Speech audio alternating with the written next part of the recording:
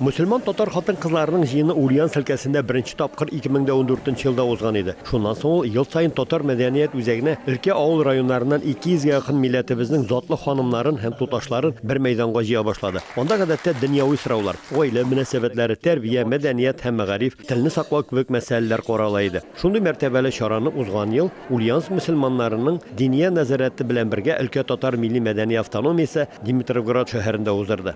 Быелгысы Халыкара ислам бизнесы ассамблеясының Ульяновск бүлекчәсе белән төбәк татар автономиясенең чираттагы уртак проекты. Мы пригласили социальных работников, представителей вузов, представителей силовых структур, именно темы, которые будут сейчас беспокоить, особенно молодежи, это воспитание молодежи, это интернет-зависимость, это сектантство. То есть мы все вот эти темы хотим сейчас на нашем мероприятии раскрыть более обширно. Татар мәдәният үзәге тамаша залына бу юлы мәчетләр каршында эшләүче мәдрәсә мөгаллимәләре, укытучылар һәм мәдрәсәләрдә белем алучы шәкертләр җыелган. Алар арасында юристлар, эчке эшләр идарәсе хезмәткәрләре һәм халыкны социаль яклау министрлыгы вәкилләре дә бар. Чөнки бүгенге вазгыятьтә гаилә һәм балалар тәрбияләү мәсьәләсе беркемне дә битараф калдырмый. Все идет из семьи. Вот что ребенок видит в семье, то он и проецирует на общество.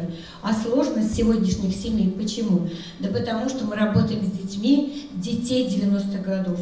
90-е годы, когда у нас не было ни политики, ни информации, не было никакой пропаганды о том, как же правильно жить и развиваться ребенку.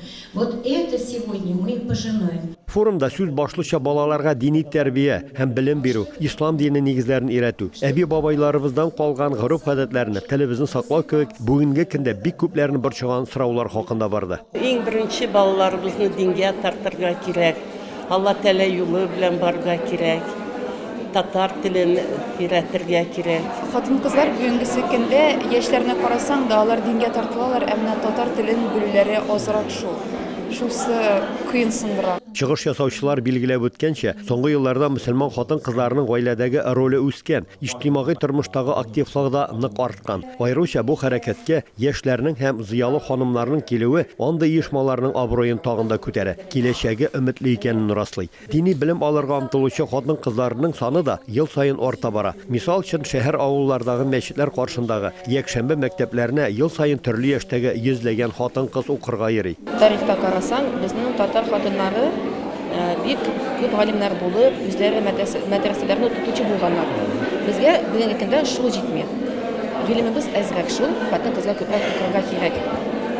Шул хатын-кыз укысын өчен ил кешеләр аларны поддерживать итәләр. Сер түгел гомер-гомергә катнаш никахлар бер генә ата-ананы да битараф калдырмый. Кай чакта кай берәүләр никах укыта, аны ЗАГСка барып рәсмиләштерүне кирәк санамыйлар. Шуңа күрә аерылышулар килеп чыкканда, уртак эшләп табылган мал да бер генә якка калырга мөмкин. Ульяновск өлкәсе адвокатлар палатасы рәисе үз чыгышында булар хакында бәйнә-бәйнә аңлатты. Это приобретение жилых помещений на средства материнского капитала, на средства регионального капитала семья.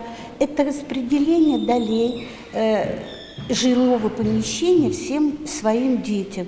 Это завещание в пользу тех детей, которые, на их взгляд, более обижены, которые более-менее достигли в какой-то своей жизни вещей. Бүгенге көндә исламга нигезләнеп, күп хатынлы никах турында да байтак ишетергә туры килә. Бу чарада аны да шитләтеп үтмәделәр. Ир кешедә күп хатынлык булсын өчен ир кешедә ирад булырга тиеш. Безнең ирлектә хәзер зәгыйфләнеп китте. Хәзер бер ир кешегә бер хатын-кыз җитсә яхшы булыр иде. Ислам дине рөхсәт итә, ләкин ул әйтми, ал дип, әмер итеп әйтми сиңа. Ул әйтә, сиңа рөхсәт ителгән, әгәр дә син гадел булсаң, һәм мөмкинчелекләрең булсаң, акча ягыннан. Бүгенге көндә бездә гаделлек тә азайды. Гаделлек азайды һәм Аллаһ Тәала актыктан әйтә. Ул сезгә рөхсәт ителгән, ләкин бер хатын сезгә хәерлерәк дигән. Форумны оештыручылар мондый чараларны шәһәрдә генә түгел, татарлар күпләп яши торган авыл районнарында да уздырырга кирәклеген ассызыкладылар. Ульяновск өлкәсеннән Рамис Сафин, Әхмәт Бедарисов, татарлар.